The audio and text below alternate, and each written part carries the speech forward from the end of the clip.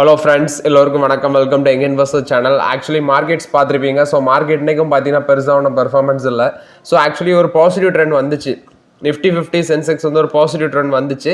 கடைசியில் சென்செக்ஸ் மட்டும் பாசிட்டிவ்ல க்ளோஸ் ஆயிருக்கு. நிஃப்டி 50, பேங்க் நிஃப்டி ஐடி எல்லாம் நெகட்டிவ்ல க்ளோஸ் ஆயிருக்கு. நிஃப்டி 50 5 பாயிண்ட்ஸ் நெகட்டிவ், 22,547 பாயிண்ட்ஸில் க்ளோஸ் ஆயிருக்கு. சென்செக்ஸ் 74,602 பாயிண்ட்ஸில் க்ளோஸ் ஆயிருக்கு.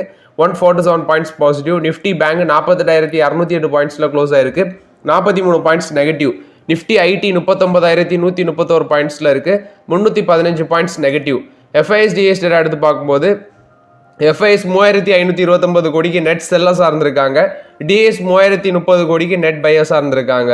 ஸோ ஓவர்லாட்டு மார்க்கெட்டில் இந்த சுச்சுவேஷன் தான் நடந்திருக்கு. ஸோ மார்க்கெட்டில் ப்ரெஷர் வந்து கண்டினியூ ஆகிட்டே இருக்குது. Most of the stocks day by day பார்த்தீங்கன்னா 52 வீக் லோலாம் டச் பண்ணுறாங்க. ஸோ ஆப்பர்ச்சுனிட்டிஸ் உள்ள ஸ்டாக்கும் இருக்குது நம்ம டிஸ்கஸ் பண்ணுறது. ஸ்லோவாக நம்ம தான் பார்த்தீங்கன்னா பொறுமையாக யூஸ் பண்ணலாங்கிறது என்னோட கருத்து. அது போக நாளைக்கு மார்க்கெட் உண்டா அப்படின்னு சொன்னால் ஆக்சுவலி மண்டேங்கிற பாருங்க, வெனஸ்டே வந்து மார்க்கெட் கிடையாது. ஸோ ஆக்சுவலி 26ஆம் தேதி பார்த்தீங்கன்னா மார்க்கெட் லீவு. நான் ஏன் 26ஆம் தேதி சொல்லட்டா, நான் அந்த வீடியோ வந்து காலையில் தான் உங்களுக்கு கிடைக்கும். அதனால டுடே மார்க்கெட் இஸ் லீவ் அப்படின்னு சொல்லிடலாம். ஸோ இது வந்து பார்த்தீங்கன்னா மகா சிவராத்திரினால மார்க்கெட் லீவு. நெக்ஸ்ட் பார்த்தீங்கன்னா டாடா மோட்டார்ஸ் ஆக்சுவலி தினம் ஒரு 52 வீக் லோ டச் பண்ணிட்டு இருக்கிறது இந்த டாடா மோட்டார்ஸ். ஸோ இன்னைக்கு பார்த்தீங்கன்னா 660 ரூபாய்க்கு வந்துடுச்சு. வீக் லெவலில் வந்து பார்க்கும்போது கிட்டத்தட்ட 45% கிட்ட இந்த ஸ்டாக் வந்து பார்த்தீங்கன்னா விழுந்தாச்சு. 1,179 ரூபா அதோட 52 ஹை. அதுலேருந்து இப்போ 660 ரூபாய்க்கு வந்துடுச்சு. கிட்டத்தட்ட பார்த்தீங்கன்னா 45 to 47% வரைக்கும் அடி வாங்கியிருக்கு இந்த ஸ்டாக்கு. இதில் ரீசெண்ட்லி பார்க்கும்போது நிறைய இருக்குது. ஒன்று, அவங்களோட லாஸ்ட் குவார்டர் ரிசல்ட்ஸ் நல்லா இல்லை, சேல்ஸும் ஃப்ளாட்டாக இருந்துச்சு. அது போக என்ன ஒன்றுனா ஜேஎல்ஆரும் பார்த்தீங்கன்னா சில கண்ட்ரீஸில் வந்து ப்ரெஷரை ஃபேஸ் பண்ணுறாங்க அப்படின்னு சொல்லி பார்க்குறாங்க. ஆனால் ஜேஎல்ஆர் வந்து பார்த்தீங்கன்னா அவங்களுக்கு சில செக்மெண்ட்டில் நல்லா பண்ணுது. யூரோப்பில் வீக்காக இருக்குது, சைனா வீக்காக இருக்குது. பட் இப்போ இந்தியன் மார்க்கெட்டில் அவங்களுக்கு கை கொடுக்குது ஜேஎல்ஆரில். இவி சேல்ஸும் பார்த்தீங்கன்னா ஃப்ளாட்டாக இருக்குது. அதாவது ஒன் டைம் ஆஃப் பீரியடில் ஈவியில் வந்து இவங்க தான் டாமினேட் பண்ணாங்க. பட் ஈவிலே இப்போ வந்து காம்படிஷன் ரைஸ் ஆகிடுச்சு. ஒரு பக்கம் மஹேந்திரா வந்து எஸ்யூவியை கொண்டு வராங்க, இவங்க மாருதிக்கு கொண்டு வராங்க, எம்ஜி மோட்டார்ஸ் கொண்டு வராங்க. ஸோ அவங்களுக்கு காம்படிஷன் டைட் ஆகுது. அது போக டெஸ்லாவோட என்ட்ரியும் பார்த்தீங்கன்னா மார்க்கெட்லேயே உங்களுக்கு வந்து ஒரு நெகட்டிவ் அப்டேட்டை கிரியேட் பண்ணுது. மேபி அது எப்படி போகுதுன்னு தெரில டெஸ்லாவோட என்ட்ரி. ஏன்னா டெஸ்லாவோட என்ட்ரி டாடா மோட்டார்ஸ்க்கு மட்டும் பிரச்சனையான்னு சொல்ல முடியாது, மற்ற கம்பெனிஸ்க்கும் அது எப்படி ரியாக்ட் ஆகுதுன்னு தெரில. பட் நம்ம அதை பொறுத்து இருந்து தான் பார்க்கணும். ஸோ ஓவர்லாட்டு டாடா மோட்டார்ஸ் சொல்கிறதுக்கு பார்த்தீங்கன்னா இதான் ஓவரால் ரீசனாக இருக்குது. பட் ஒரு லாங் டைமில் டாடா மோட்டார்ஸ் நல்லா பண்ணுவாங்க. ஏன்னா இப்போ அவினியா அப்படிங்கிற ஒரு பிராண்டே உள்ள கொண்டு வராங்க. அந்த பிராண்டு மேபி நல்லா பெர்ஃபார்மன்ஸ் பண்ண சான்சஸ் இருக்குது. அதை டெஸ்லாக்கு ரைவல்ஸ் ஆட்டு கொண்டு வராங்க டாடா மோட்டார்ஸ். பொறுத்து இருந்து பார்க்கலாம் எப்படி பெர்ஃபார்மன்ஸ் பண்ணுறாங்க டாடா மோட்டார்ஸ். பட் என்னோட கணிப்பு Tata Motors and Tata power long டைமுக்கு வந்து பார்த்தீங்கன்னா நான் பெட் பண்ணிட்டு இருக்கிறேன். இதான் என்னோட ஃபேவரட் ஸ்டாக்ஸாக இருக்குது டாடா குழும பங்குகளில் இப்போதைக்கு. டாடா கேபிட்டல் பார்த்தீங்கன்னா இந்த ஷேர் வந்து ஐபிஓ வர போகிறாங்க அப்படிங்கிற அப்டேட் எல்லாமே வந்துருந்துச்சு இன்னைக்கு. ஸோ இன்னைக்கு டாடா இன்வெஸ்ட்மெண்ட் கார்பரேஷன் ஒரு நல்ல பெர்ஃபார்மன்ஸ் மார்க்கெட்டில் கொடுத்துருந்துச்சு. இந்த டாடா கேபிட்டல் இப்போதைக்கு அன்லிஸ்டட் ஷேராக இருக்குது. இந்த ஷேர் வந்து பார்த்தீங்கன்னா 2 வீக்ஸில் 20% வரைக்கும் மேலே போயிருக்குது. கிட்டத்தட்ட அந்த ஷேரோட ப்ரைஸ் வந்து பார்த்தீங்கன்னா 1000க்கு மேலே இருக்குது அப்படின்னு சொல்கிறாங்க. லாஸ்ட் 2 வாரத்தில் 20% ரைஸ் ஆயிருக்கு. 895 ரூபா கிட்ட இருந்தது, இப்போ 1000 ரூபாய் தாண்டிடுச்சு அப்படின்னு சொல்கிறாங்க. இது வந்து டாடா கேபிட்டலில் வந்து அப்டேட்டு. நெக்ஸ்ட் பார்த்தீங்கன்னா டாக்டர் ரெட்டி லெபார்டரிஸ் ஆக்சுவலி இன்னைக்கு வந்து பார்த்தீங்கன்னா 52 வீக் லோ. அவங்களோட 52 வீக் லோன்னு பார்க்கும்போது 1120 ரூபா அது வரைக்கும் வந்தாங்க. 1120 ரூபா அவங்களோட 52 வீக் லோ. அவங்க 1122 ரூபா வரைக்கும் வந்தாங்க. ஸோ கடைசியில் 1128 ரூபாவில் க்ளோஸ் ஆயிருக்கு ரெட்டிஸ். ஸோ இந்த அடிக்கு காரணம் என்ன அப்படின்னு பார்க்கும்போது ஆக்சுவலி இது one of the wonderful opportunity ரெட்டிஸில் ஸ்லோவாக யூஸ் பண்ணிக்கோங்க. யுஎஸ்எஃப்டி வந்து பார்த்தீங்கன்னா அவங்களோட ஹைதராபாத் ஃபெசிலிட்டியில் வந்து இன்ஸ்பெக்ஷன் பண்ணியிருக்காங்க. அந்த இன்ஸ்பெக்ஷனில் வந்து மேனுஃபேக்சரிங் ஃபெசிலிட்டியில் ஆக்டிவ் ஃபார்மசிட்டிக்கல் இன்கிரீடியன்ட்ஸில் வாலண்டரி ஆக்ஷன் இண்டிகேட்டட் அதை வந்து கொடுத்துட்டு போயிருக்காங்க. ஸோ ஃபெசிலிட்டியில் சில இஷ்யூஸ் இருக்குது, அதை வந்து கிளியர் பண்ணுங்க அப்படின்னு சொல்லியிருக்காங்க யுஎஸ்எஃப்டி. ஸோ இதை வந்து நாங்கள் விரைவில் சரி செய்வோம் அப்படின்னு அப்டேட் கொடுத்துருக்காங்க.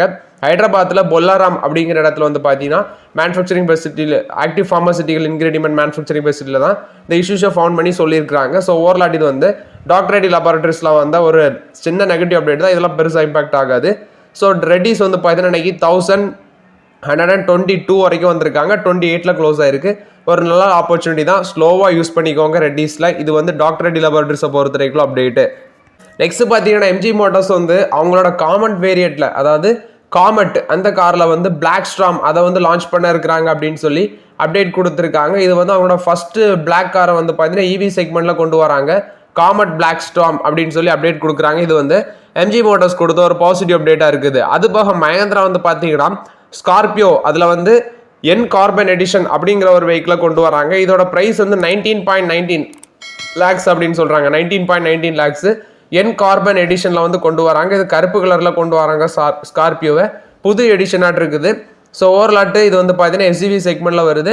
இதில் வந்து பார்த்தீங்கன்னா 2 lakh யூனிட்ஸ் வந்து சேல்ஸை வந்து அவங்க கொண்டாடுவாங்க விரைவில் அப்படின்னு சொல்லி அப்டேட் கொடுத்துருக்காங்க. ஸோ ஓவரால் இது வந்து மஹேந்திரா அண்ட் மஹேந்திராவை பொறுத்த வரைக்கும் ஒரு பாசிட்டிவ் அப்டேட்டு. இன்னைக்கு ஸ்டாக் ப்ரைஸ் பார்த்தீங்கன்னா 3% கிட்ட பாசிட்டிவ்ல தான் இருந்துச்சு மார்க்கெட்டில். நெக்ஸ்ட் பார்த்தீங்கன்னா அல்ட்ராடெக் சிமெண்ட் இவங்க வந்து கேஸ்வரம் இண்டஸ்ட்ரீஸை வந்து பார்த்தீங்கன்னா 7500 கோடிக்கு அக்யூசிஷன் பண்ணாங்க. ஸோ இதில் என்ன ஒரு இப்போ அப்டேட் கொடுத்துருக்காங்கன்னா 1:52 அந்த ரேஷியோவில் வந்து பார்த்தீங்கன்னா ஸ்வாப் ரேஷியோ சொல்லியிருக்காங்க இந்த கேஸ்வரம் அக்யூசிஷனுக்கு அப்புறம். அதாவது உங்கள்கிட்ட 52 கேஸ்வரம் இண்டஸ்ட்ரீஸ் லிமிடெட் ஷேர் இருக்குன்னா அவங்க வந்து ஒரு ஷேர் வந்து பார்த்தீங்கன்னா அல்ட்ராடெக் சிமெண்ட்ல ஒரு ஷேர் வந்து உங்களுக்கு கொடுப்பாங்க அப்படின்னு சொல்லியிருக்காங்க. மார்ச் 1ஆம் தேதியிலேருந்து எஃபெக்டிவ் வருது.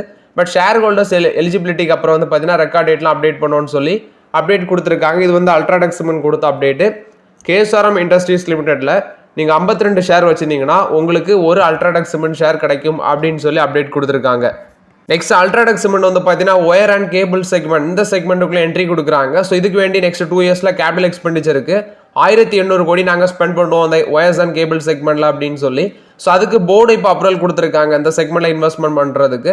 இந்த அமௌண்ட் வந்து பார்த்தீங்கன்னா இன்டர்னல் அக்யூரல்ஸ் அல்லது வந்து பாரோயிங்ஸ் மூலமாட்டு நாங்கள் ரைஸ் பண்ணோம் அப்படின்னு சொல்லி அல்ட்ராடெக் சிமெண்ட் தரப்புல வந்து விளக்கம் கொடுத்துருக்காங்க. நெக்ஸ்ட் பாரத் எலக்ட்ரானிக்ஸ் லிமிடெட் இந்த ஷேர் என்கிட்ட இருக்குது. ஸோ இவங்க வந்து என்ன சொல்லியிருக்காங்கன்னா மார்ச் 5ஆம் தேதி வந்து போர்ட் மீட்டிங் கண்டக்ட் பண்ணி அதில் இன்ட்ரீம் டிவிடெண்ட் அனௌன்ஸ்மெண்ட் பண்ணுவோம் அப்படின்னு சொல்லி அப்டேட் கொடுத்துருக்காங்க. இது வந்து பாரத் எலக்ட்ரானிக்ஸ் லிமிடெட் கொடுத்த அப்டேட்டு. கிளாண்ட் ஃபார்மா ஒரு அப்டேட் கொடுத்துருக்காங்க. யூஎஸ்எஃப்டிஏ வந்து பார்த்தீங்கன்னா எங்களோட விசாகப்பட்டினம் யூனிட்ல வந்து February 19 to 25 வந்து இன்ஸ்பெக்ஷன் பண்ணியிருக்காங்க. இது வந்து ப்ரீ அப்ரூவல் இன்ஸ்பெக்ஷன் அப்படின்னு சொல்லியிருக்காங்க. ஸ்டெரைல் ஏபிஐ அதாவது ஸ்டெரைல் ஆக்டிவ் ஃபார்மசூட்டிக்கல் இன்கிரீடியன்ட்ஸில் ஃபெசிலிட்டி ஜேஎன்பிசியில். ஸோ இதில் வந்து பார்த்தீங்கன்னா 3 அப்சர்வேஷன் இஷ்யூ பண்ணியிருக்காங்கன்னு சொல்லியிருக்காங்க. Which are procedural in nature அப்படின்னு சொல்லி மென்ஷன் பண்ணுறாங்க. அதாவது 3 அப்சர்வேஷன் வந்து இந்த இன்ஸ்பெக்ஷனுக்கு அப்புறம் இவங்களுக்கு இஷ்யூ பண்ணியிருக்காங்க கிளாண்ட் ஃபார்மாக்கு. இது கிளாண்ட் ஃபார்மாவில் வந்து அப்டேட்டு. நெக்ஸ்ட் வந்து பார்த்தீங்கன்னா பிட்காயின் அது வந்து பார்த்தீங்கன்னா டொனால்ட் ட்ரம்ப் விக்டரிக்கு அப்புறம் ராக்கெட் வேகத்தில் போயிட்டு இருந்துச்சு. ஸோ இப்போ 3 மாதத்தில் அதாவது 3 monthsக்கு அப்புறம் இப்போ ஃபர்ஸ்ட் டைம் பார்த்தீங்கன்னா $89,000 கீழே வந்திருக்கு அப்படின்னு சொல்லி அப்டேட் கொடுக்குறாங்க பிட்காயின். அது மாதிரி ருப்பியும் பார்த்தீங்கன்னா மறுபடியும் வந்து 87 அப்படிங்கிற மார்க்கெட் டச் பண்ணியிருக்கு அப்படின்னு சொல்லி அப்டேட் கொடுக்குறாங்க. நெக்ஸ்ட் ஹெச்எஸ்பிசி என்ன சொல்கிறாங்கன்னா அந்த இவி பாலிசி வந்து சேஞ்ச் பண்ணாங்க. அதாவது 110% அந்த இம்போர்ட் டியூட்டி வந்து பார்த்தீங்கன்னா 15% குறைச்சிருக்காங்க. இது வந்து பார்த்தீங்கன்னா டொமஸ்டிக்ல இருக்க கார் கம்பெனிஸுக்கு வந்து மேபி டொமஸ்டிக் ஆட்டோ மேக்கர்ஸுக்கு வந்து ஒரு நெகட்டிவாட்டி இம்பாக்டை கிரியேட் பண்ணுவோம் அப்படின்னு சொல்லி அப்டேட் கொடுத்துருக்காங்க ஹெச்எஸ்பிசி.